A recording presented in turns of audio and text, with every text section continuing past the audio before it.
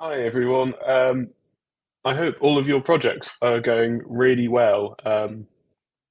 And I wanted to start off today's session by saying, if any of you want to have a little chat about your hackathon projects, do feel free to book in a call with myself or with Patrick. You should have a link in your hackbacks and your emails. We'd both really love to hear what you're up to. Aside from that kind of business, bureaucracy nonsense, I am most excited to welcome you to the third of our workshops in the Solana Hackathon. And joining us today is Jeff Paul, founder of WBA, and the title of his session is intriguingly Building on Solana, What They Don't Tell You. Over to you, Jeff. Thank you. Awesome. Thanks, Dan. Hi, folks. My name is Jeff, Japper Jam on just about every social. And I am one of the founders of WBA, which is Web3 Builders Alliance. We are a developer institute, but also an innovation lab and a dev shop. So I'll talk a little bit more about that later on. But congratulations on being here. It means that you are building on Solana, which makes me very happy. Firm believers in Solana. Love the technology, love the community, love the opportunities there for us to galvanize and do cool stuff and change the world, which is really, what drives me here. You've already completed the first step, and really the basic idea of this talk is to try to get into some of the stuff about building in the space that they don't tell you, that you're not going to really find in many programs. You're certainly not going to find it in the documentation. It really is from experience. I'm going to come at this from a pretty high level, as I mentioned to Dan that I would, because I know that there's a very heterogeneous group here in this room. Some of you may be really new. Some of you might be more experienced. So I want to try to give everybody in the audience a little something that you can take away. And, the first thing is you're here, which means you've taken the first step. And that's super important. You're putting yourself out there to get involved and at least test the waters. Are you going to jump in, over your head like I decided to do a couple years ago? Maybe, maybe not. That's for everyone to decide for themselves. And you got to know yourself. Be aware and be present of not only what your experience is around you doing this, but also what's happening around you. Good example is this.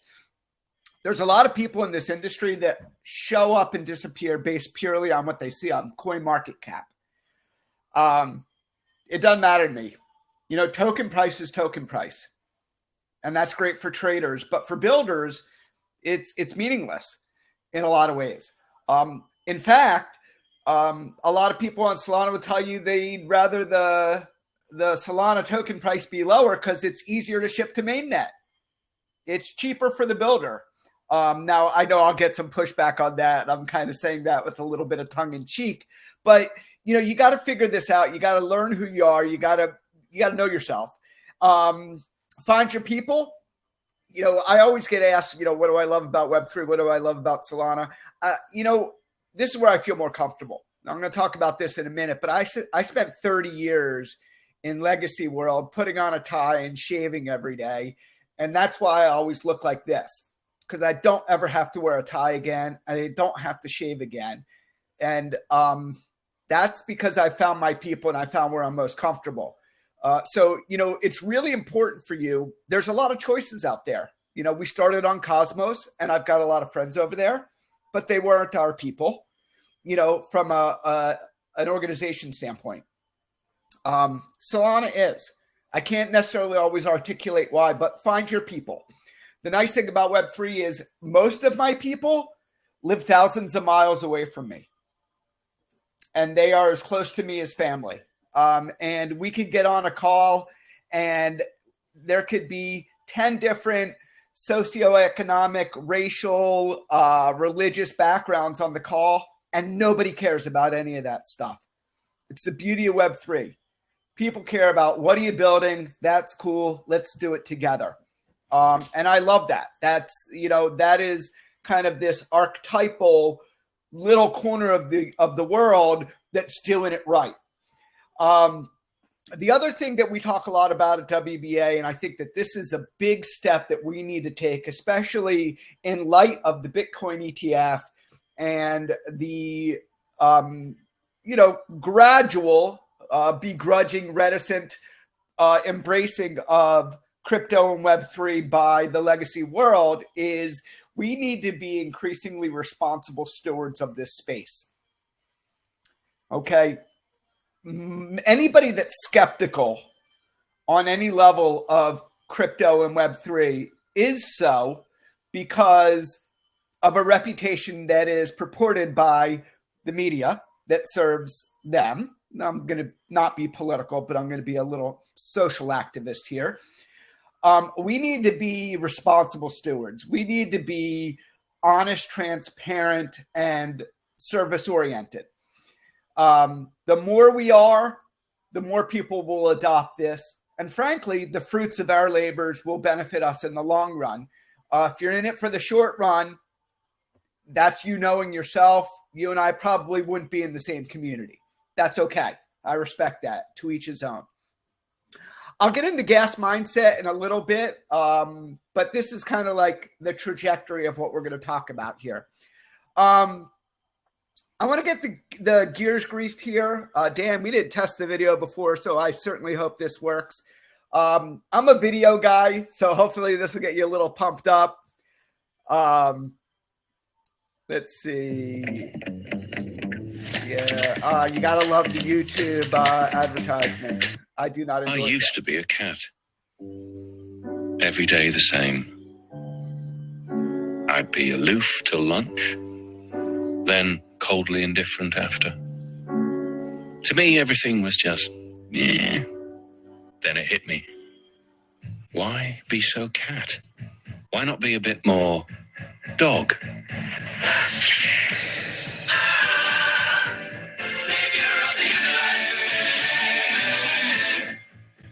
I mean, look at the world today. It's amazing. Running, amazing. Chasing cars, amazing. Sticks, amazing. Carpe diem. It means grab the frisbee.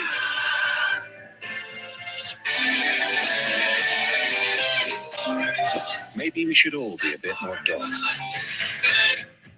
Be more dog. O2. All right, so I always like to talk about the builder's journey. The builder's journey is different for all of us, but for me as a kid, I always built stuff. I took an old hockey stick and a couple guitar strings and some earphones back in my day. Obviously, I'm an older dude. You had those little one-piece earphones with a wire down. And you could actually make a little guitar pickup out of them. And I would make a guitar and I would string together all kinds of things.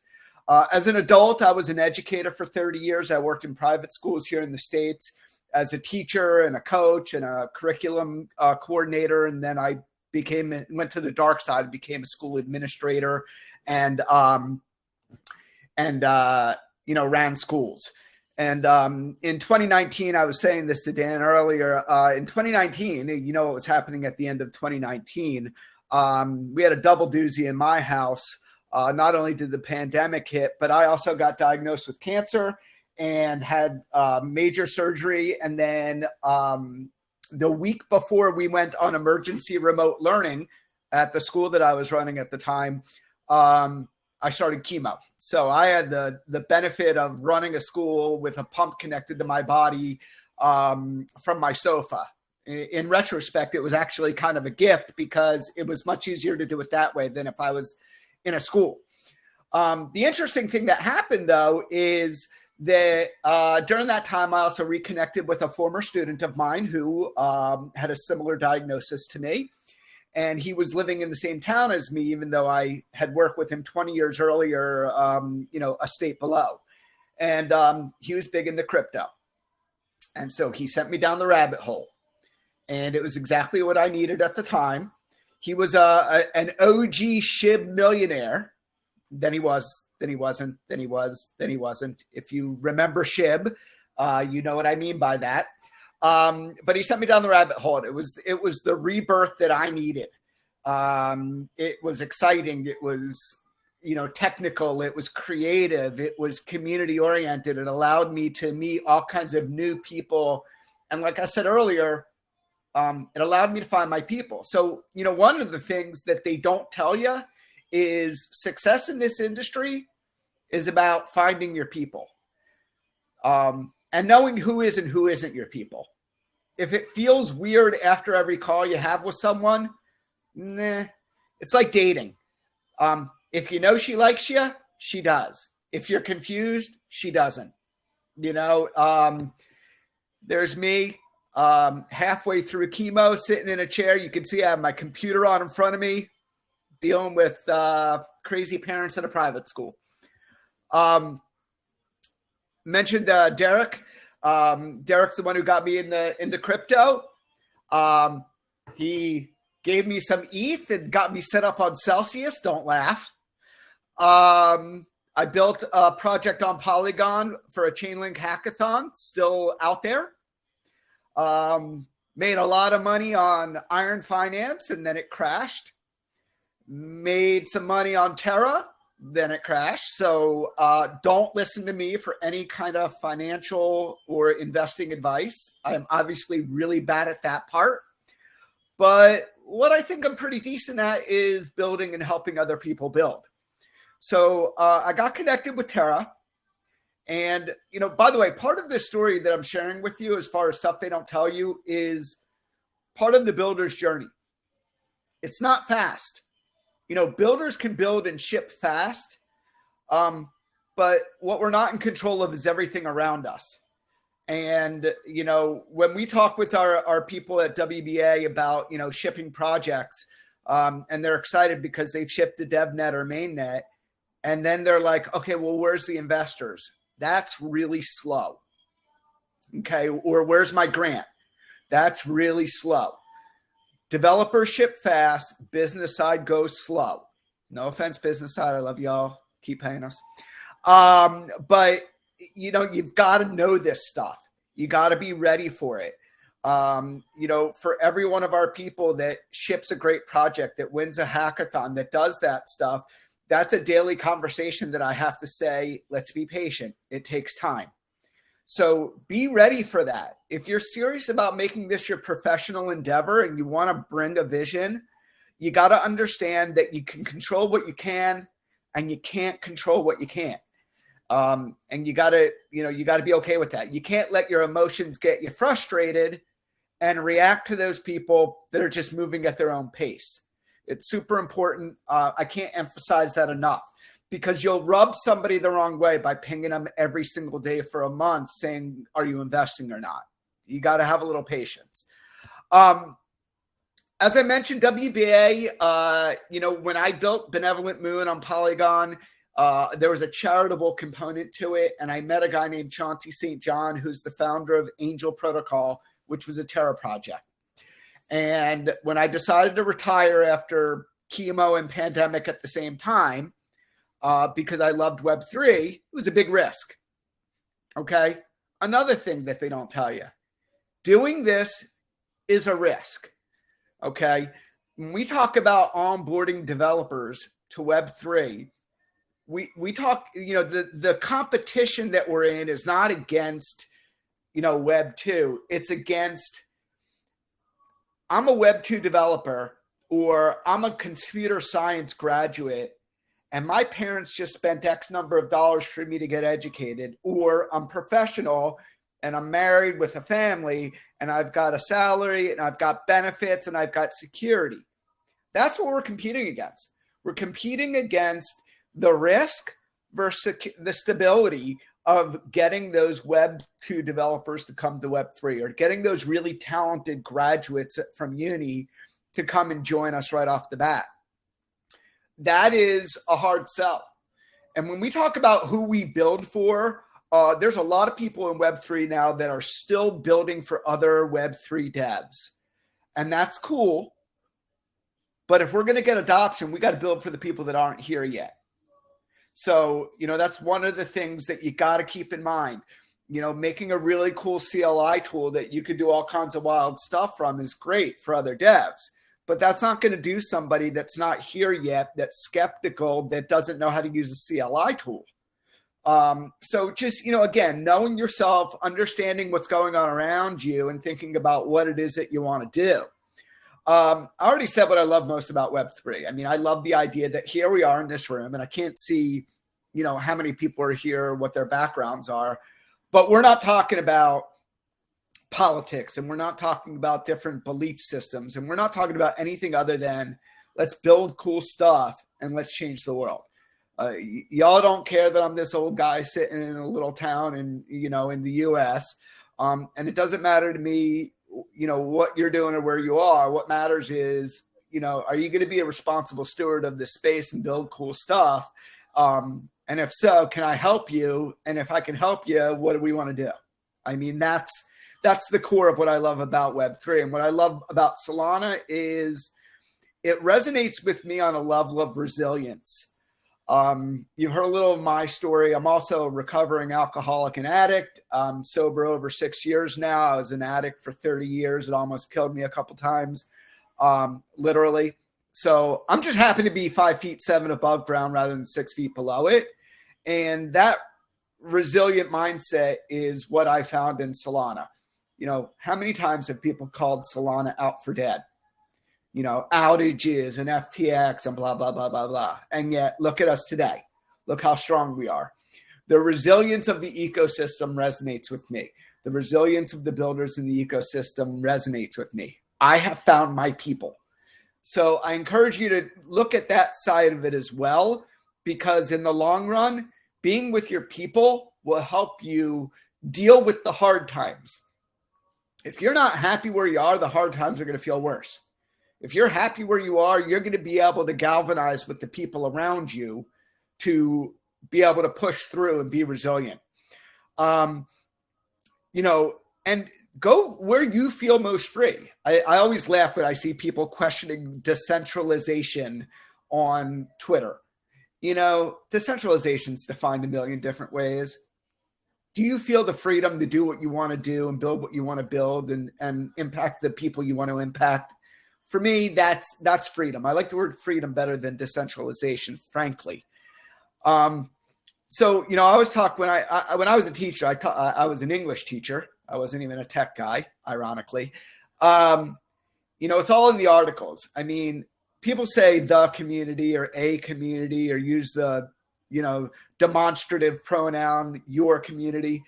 Find your people. Don't find a general community. Find your community. It may or may not be Solana, but the nice thing is there's lots of chains out there, and a number of them are going to do really well long term. So don't be so stuck in one place. We were on Cosmos. We looked at a number of others before we came to Solana. We looked at a number of others again before we decided to launch on Sui. And we'll probably add another chain, but we have our criteria. And frankly, the number one criteria is how we feel about the people that we're working with. When we were deciding on what chain we're going to do after Solana, we were leaning heavily in another direction. And I walked into a hacker house for this project in Denver about a year ago.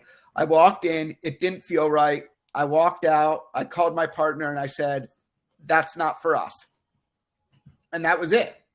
It was not our people. I did not need quantitative metrics to know. So trust your gut. So let's get into it a little bit here. Encode Club, WBA, a lot of other projects do education. And you got to know who you are in order to be able to choose which programs are right for you, to be able to determine what is that trajectory. Y'all are, not everybody in this is a graduate of Encode, but, a lot of you are doing Encode Club Hackathon. A lot of you have done the Encode Club program. You got to know what's out there. You got to know what is right for me. So I talk about persona. What's your level of competency? What do you want to do? How do you learn best? Are you, a little JavaScript and you want to build an NFT project and you work best in a cohort model? There's places for you. Are you all of those things, but you learn better on your own asynchronously with YouTube videos? There's content for you. But if you don't take the minute before you get rolling to say, this is what I know, honestly, this is what I want to do, this is where I want to do it, and this is how I learn best. If you don't take that minute, you're going to be going and Googling stuff and not knowing what you're looking at. Okay. You're not going to know where to go. You're not going to know who to ask about what do I do, because Web3 education is still incredibly fragmented. We're all working on it. As you can see here, I am a WBA guy, supporting the Encode Club initiative and coming here and talking with you folks. We are working on this. But Web3 education, when I first got into this 2 years ago, was here's some docs, here's some videos, go do it on your own. Now, you could imagine that really doesn't serve a very large population of learners, especially people that do have CS degrees that are used to learning in a collaborative environment, a project-based environment. So know the landscape, and if you don't, ask. I'll share my details with you. Anybody that knows me knows that I will hop on a call with anybody at any time of my day to talk to them about the best path for them, regardless of whether they ever end up on Solana at WBA or not. That doesn't matter to me. That's my service back to the industry, which is I'm going to help as many people as I possibly can. But you need a plan. The first thing we tell our people when we sit a cohort at WBA is show up and work hard. Doesn't matter what your background is. I used to sit in front of my students in August and say, I don't care about what you know how to do right now. I care about what you know how to do in May.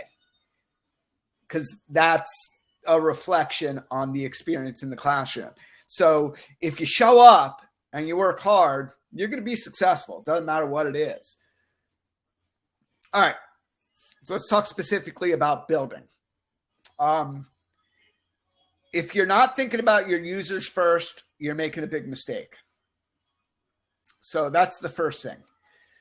Who is your user base? Who's your audience? When we think about, what am I going to build, in the WBA cohort, in week one, we have to determine what our capstone project's going to be. And some people don't know what they want to do. First thing I tell them is look around in your local community and find a pain point in your local community that you think this technology can reconcile. So who is your audience? Who's your users? The actual coding is last. It's like literally the last thing we focus on. Who are your users? How do we create a really elite, frictionless user experience for them? I mean, that's what a lot of the adoption initiatives and focus is on right now, currently, is removing friction from new users engaging with this technology in a way that's meaningful for them. So always put users first. And I'll show you some of the things that we do. And not only put it first, but come back to it often. Sometimes we get lost in the weeds writing code. And we get a really cool idea because, I'm a Rust maxi and we think of something very cool that Rust could do that we love.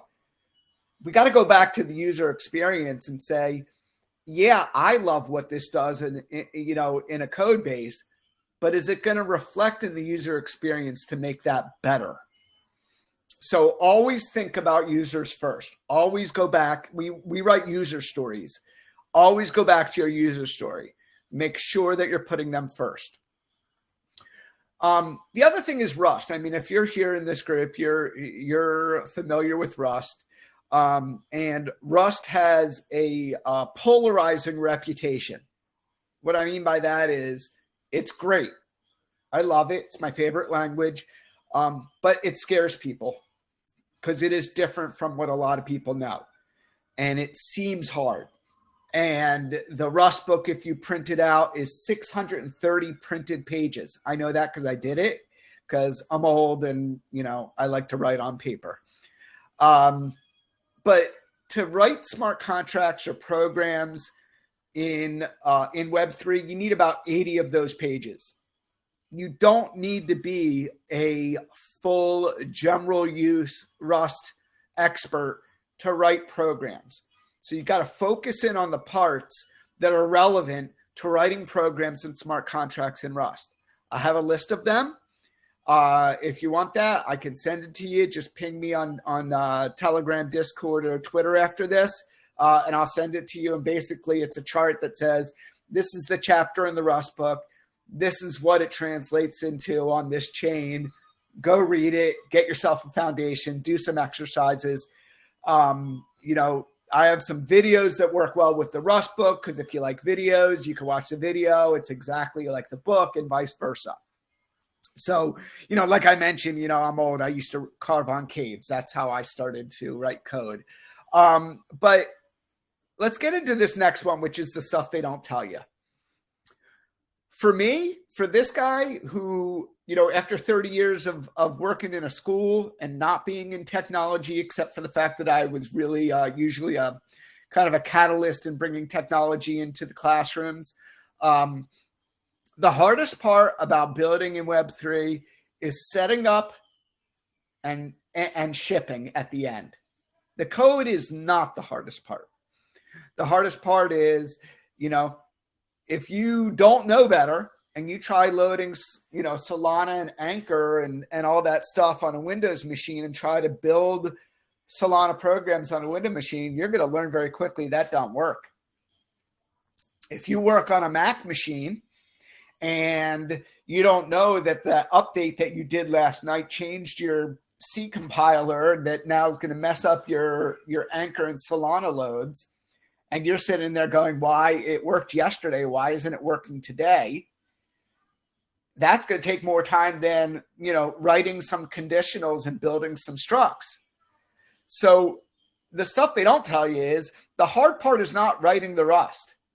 The hard part is making sure your setups are all working well together, because I can assure you that Apple is not calling Tolly and saying, we're going to make an update. Can you make sure that Solana's, you know, code base and this update we're doing are going to work well together? That ain't happening.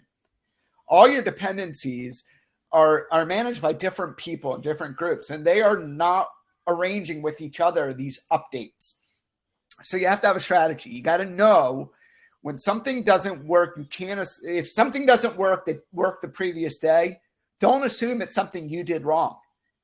The reality is it's probably an update, and have some strategies to try to debug what that is. One of the things that one of our teachers, Richard, always says is follow those change logs. You know, follow the change log of Anchor and Solana all the time. See what those changes are. Become familiar with the change logs on GitHub so that you're aware of changes that are coming and happening. And if something doesn't go right with you trying to compile or build or whatever, you know that there's a good chance it's because something changed. What changed? How do I fix it on my machine? So that's something that people don't talk about a whole lot. That is actually probably the biggest pain point that we see. I see we have a question here. I'm rambling here. Hang on one second. Okay, so that is a general channel. General channel. You're doing all this other stuff. You know, Dan, you got me. I'll just keep going, man. I appreciate you, man. Totally. And then shipping. You know, shipping to DevNet and then shipping to mainnet. This is, you know, it's not easy. You got to do it a couple times. You know, we tell people all the time, if you are serious about being a professional builder, try to ship something to DevNet on a weekly basis. You know, build an increment encounter, build something simple and ship it. Because actually getting stuff up on a DevNet, making sure your front end and your RPC calls, making sure all that stuff is wired up correctly and doing what you want it to do, practice that. You know, don't just build a project heads down. That's good, but practice shipping. Even if it's the same thing each week or every other week that you just make a couple changes to, practice that process, because you'll build the muscle memory of debugging that part of it, because it's the setup and it's the ship that will suck the most of your time for the least number of clicks. Okay. All that code you write in the middle, that's the easiest part. And I'm not saying it's easy, but it's the easiest part because it's most within your control. It's the most objective in your mind. So, when it comes to Rust, I would say this. If you haven't put the time in to actually learn it, learn that 80 pages that I mentioned. Put the time into it, because Rust is a general purpose language that is gaining tremendous traction. Rust is the basis of Cosmos. It is the basis of near programming. It's the basis of the Move language, which is Sui and Aptos and some others coming. Avalanche has a Move VM on it. Solana is going to have a Move VM on it. A lot of the ZK projects on EVM are Rust-based, Scroll and StarkNet and Aztec. These are Rust-based. Monad is written in Rust. Versatis, Radix, which is a new chain that's pretty fast, is written in Scripto. Scripto is Move, which is Rust. So learn the basics of Rust if you plan on being in Web3, because I'm not going to badmouth Solidity, but I am going to say this. Every new project that pops up is Rust-based. Polkadot, the guy who built Solidity, when he built his own chain, Polkadot, he wrote it in Rust. Ink and Substrate, that's all Rust. Pallets are crates. Okay? So, I can't emphasize enough. Yeah, I'm a Rust maxi and I'm biased, but besides Web3, it is a general purpose language that will serve you well if you don't stay in this industry. Solidity won't. Solidity is a single use case on a single VM. All right. Any questions that I'm missing here? Do feel free, folks, to post questions either in the chat or our kind of questions bit. Okay, cool. All right, I will keep rolling along. And I know I'm babbling, but that's kind of the purpose here. All right, so I'm actually going to try to share my screen again, just because I got a couple good ones here that I want to show. All right, so coming up with an idea is hard. And one of the things I mentioned a little bit earlier is how do you come up with what you want to build? And, some people are driven by, I want to build something that's going to make a lot of money. That's cool. People need to put roofs over their head and satisfy their needs. Others want to make impact, and everybody else is kind of in the middle. But if you're looking for an idea, look for pain points. Look for pain points either in Web3 or around you. And come up with an idea, and then write a user story. If you're not familiar with the concept of a user story, basically, what is everything a user would do when they use your tool to get to the end result that you aspire to them to experience? Okay? So if I'll use an example that we built a couple cohorts ago. If I look around me and I think that there's a lot of waste of computer machinery that could be recycled if people were incentivized to do so. And I wanted to build a project where people can get credit for recycling that they can then turn around and use that credit to get a discount on a new machine. We built something called Eco Blocks during our cohort for this couple cohorts ago.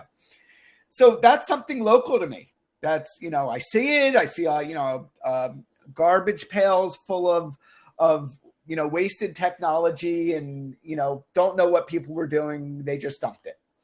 So my user story is, well, the user comes in, they connect a wallet, or they sign in with Solana using Phantom sign in with Solana. If you don't know what that is, check it out. It's great. Big fan, Phantom, shout out. And, log in and, find a local recycler, enter a serial number of what you're going to recycle. Get an NFT that needs to be verified when that item is turned in. Find people that will accept that coupon for a discount. Take your machine, go to the recycler, drop it off, get your NFT verified, take your NFT, show it at a redeeming store, get your discount, stamp your NFT as redeemed. That is the user story. What is the user's experience going to be? Be able to articulate that. Now, we actually then take that user story and we take each one of those actions and we put it in a box, because that actually becomes pieces of code. Every action and input and then action on that input that your user is going to experience, that's what you need to write code for. I need to write a piece of code that takes this input from the user, does something to it, and spits out an output. And it's safe, it's secure, and it only does that one single thing, period, end of story. I then can create, I say Miro board, a diagram that has all these directions and all these pieces to it. And I now have an architecture for my project that I could start focusing on. What does each box of code need, and how do I do it in this programming language? You have a prototype. This whole process is called design thinking. If you're familiar with Stanford DT school, Stanford has a whole school on design thinking. It's fascinating. It's a good way to prototype and come up with ideas and build. Highly recommend. There's a lot of material and content out there. I'm not going to get more into it than that. But it usually starts with thinking about real world decisions. I always use the metaphor. I'm going to jump ahead two slides. It usually starts on a napkin, So I'm an old football coach and basketball coach. So I'm used to sitting in restaurants and drawing stuff on napkins. But it goes from that to that quickly. So let me go back a couple slides here. So think about the metaphor of a house. Think about the whole process of you're going to move and you and your family are going to move into a house. What are some of the things that you think about? Now, think about how this directly relates to building in Web3. The first thing I need to do is I need to figure out what community I want to live in. Okay. And there's a lot of things. For me personally, I need to be in a community that's safe, that doesn't have too much traffic, but has good stores and restaurants and things that are convenient for me so that I can get my needs at a price that works for me quickly and easily. And that I'm living in a neighborhood with people that I like my neighbors, and that the schools are good for my kids. These are the decisions that I make when I choose where I want to live.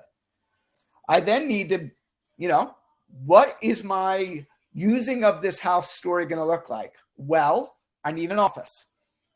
I want my office to be facing a nice setting. I need 2 bedrooms for my kids. I need space for my dogs. I need a big kitchen with an island because I like to cook. These are the things that I need. This is the user story feeding the architecture. My user story, how I'm going to use this house, is dictating my architecture. Now we come up with a blueprint. We draw it up. I always say blueprints and architecture and all these things, they're all in pencil because they should change regularly. Don't feel like I make an architecture at the beginning and I got to keep it the same right to the end. You're going to not be happy if you do that. You got to let it evolve as you discover the manifestation of the vision and how you can make it better as you go. So, and then I go and get my materials. The one thing about materials that you need to know is you're going to need more than what you need just to build the house. If you ever looked outside of a completed house, there's a big dumpster of stuff they didn't use. You want that, because last thing you want to do is say, you know what, I made my office facing the east and I want to face the west and I need a different size window and now I don't have one. You know, I want this door over here. You want to be able to make changes. You want to have the materials to make those changes with, and you don't delete. I always tell our builders, don't delete code. Have a dumpster. Save it. It may not work on this house you're building right now, but you may make an addition later on that you could repurpose some of that code to execute future things that you want your user to experience. So that's important. You know, fill that toolbox up with stuff that you may not use on this building, but you might use on the next building. Okay. So hopefully that metaphor makes sense to you a little bit. Specifically about Solana. Okay. I'm going to make this real simple for you right now. If you are newer at this, these are the three things you need to make sure you grasp. Number one, you got to know some TypeScript. Sorry. You got to know some of it. I will be honest with you. I don't love it. I'll probably love it a lot more after we ship Poseidon. If you guys have not heard about Poseidon, Poseidon is the ability to write anchor programs using TypeScript. We are building that at the WBA. It's happening as I speak. But little secret, you're actually using TypeScript to write Rust. So it will be a bridge from those of you who are comfortable with JavaScript and TypeScript to comfort level with Rust. But it is TypeScript syntax. But you need it. You need it for testing, and you need it for client side. PDAs, you know, PDAs are the key to writing anchor programs, and CPIs. So if you don't know what PDAs and CPIs are, ping me. I'll get you some stuff. I'm sure if you did Encode, you do know what they are.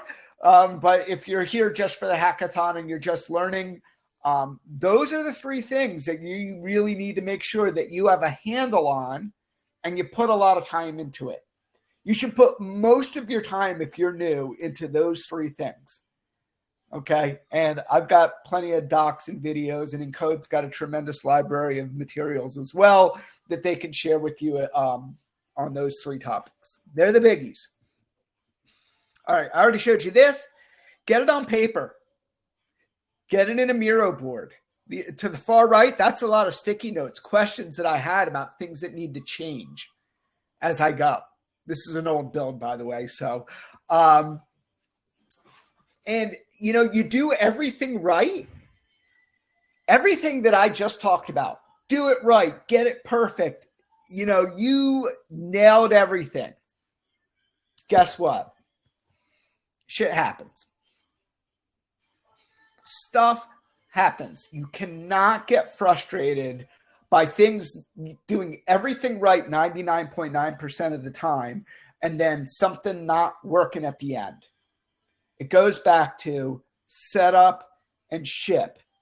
There's too much out of your control. Heck, you can get everything right and at the end go to ship and it doesn't work. And it could be because the RPC that you're connected to is down for 5 minutes. So stuff happens. You need to be wired in a way that error code coming up, Rust yelling at you, failing transactions, whatever you want to say, does not deter you. It just puts you into troubleshooting mode. And you have your series of steps that are your go-tos to troubleshoot. 1, 2, 3. Okay, none of those. Stack Exchange. Go into a Discord. Ask people. I always tell people, use the Solana Stack Exchange a lot. Okay? If something's not working and you spent a half hour trying to figure it out, go to Solana Stack Exchange. Here's why. If something worked yesterday and it's not working today, and you try to figure it out, and you can't, and you go to Solana Stack Exchange and you ask a question, and 20 other people in the last half hour are asking the same question, that should feel really good for two reasons. A, it's not you. And B, if 20 people are complaining about the same thing in a half hour on Solana Stack Exchange, you can be sure somebody is working on fixing it.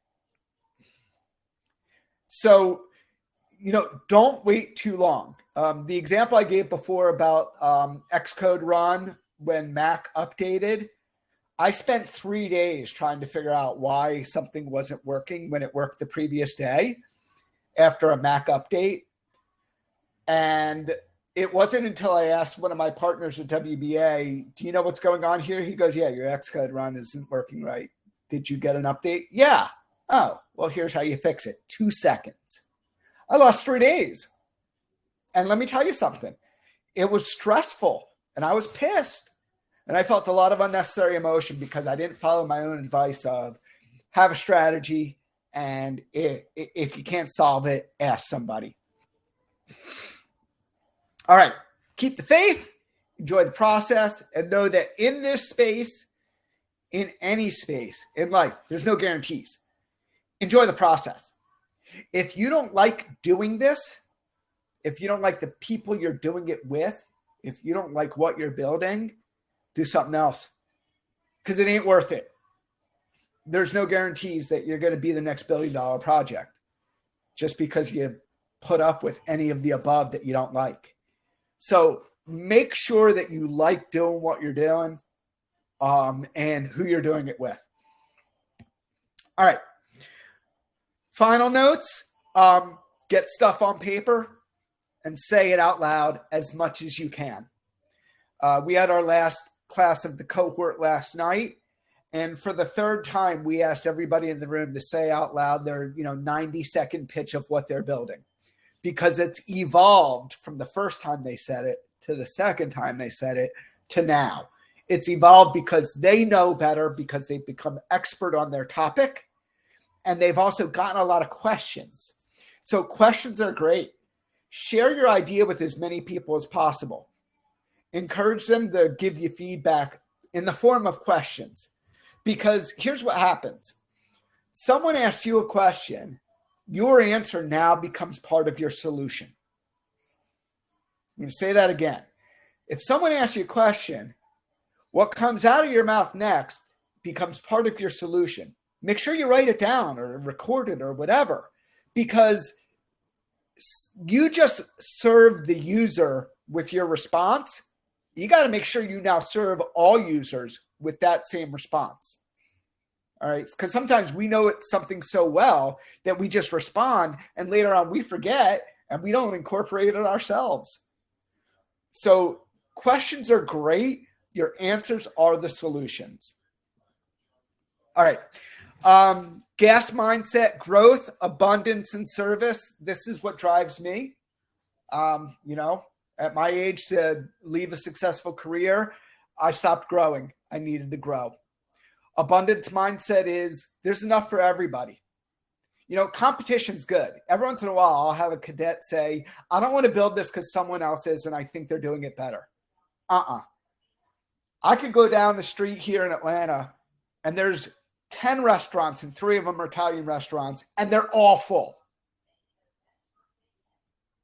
Okay, don't let competition deter you. If you want to build it, build what you want to build and do the best you can. Okay, don't let someone else building it. I think they're better than me. Nah, you can't do that. There's enough for everybody, especially now in Web3. And be of service. Find a way to be of service. It's good. It's good humanity and it's good business. Okay, and if I have to explain that to you, ping me. We'll have a chat on the side. But being of service is good humanity and it's good business. Talk about what you're building as much as you can to as many people as that'll listen. the more skeptical they are, the better. Because in the long run, the person who's most skeptical of you, once you convince them, will be your biggest advocate. And there's something called the 5W how exercise. Anytime you have a question about yourself, say who, what, where, why, when, and how. Just be formulaic and get stuff on paper. It'll help you get through some pain points. All right. What drives you? How can you translate it? Who do you build for? Where do you build? Just an example of 5W how. All right. Thank you. Any questions? This is my contact information. Any questions in the Discord? Anything y'all need from me before I leave you with one of my other favorite videos? Yeah, Monad is cool. Well, Monad has Rust and C++. There's a variety of things. But Monad is also, you write smart contracts in Solidity that operates on top of Monad. But yeah, they are going for agnosticity, as a number of chains are. You know who else is C++, by the way, is Ton. Ton is the Telegram-based blockchain. They have, they're called FunC, which is a C++ version. Those FunC structs, yay. Any questions? All right, so I know we have a global audience here. I was a football coach. I love this. I'm going to show you one more video and then wish you all a great weekend. Hang on, let me make sure this comes up. Turn up your volume. They told me it couldn't be done, that I was the lost cause. I was picked on and picked last. Coaches didn't know how to talk to me. They gave up on me. Told me I should just quit.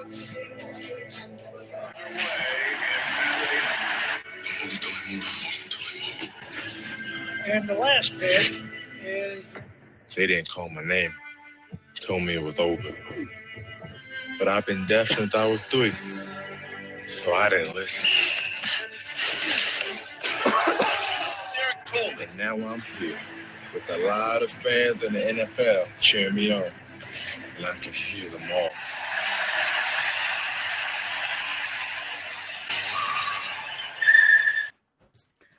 All righty. Yeah, I love that line where he says, I've been deaf since I was 3, so I didn't listen. Folks, in your world outside of Web3, there's going to be more people that are naysayers about what you're trying to do than are going to be supportive. So you got to block out that noise and you got to do what you want to do and find the people you want to do it with. So with that said, I appreciate you listening to me ramble for an hour here. Hopefully you got something to take away that's meaningful. And if you need to get in touch with me, please do so. Happy to chat with anybody and support your journey. And Dan, thank you and Encode for this opportunity. Cheers, Jeff. I hope all of you in the audience can join me in thanking Jeff for what proves to be a kind of uplifting, inspiring, empowering, in equal measure session that I wasn't expecting. That was absolutely wonderful. Thank you so much. Right, yeah. As always, guys, if you have any questions for about the hack, myself or Patrick are your points of contact. But most of all, thank you, Jeff. That was brilliant. Cheers. Yep. Good luck on the hackathon, everybody. Rip it.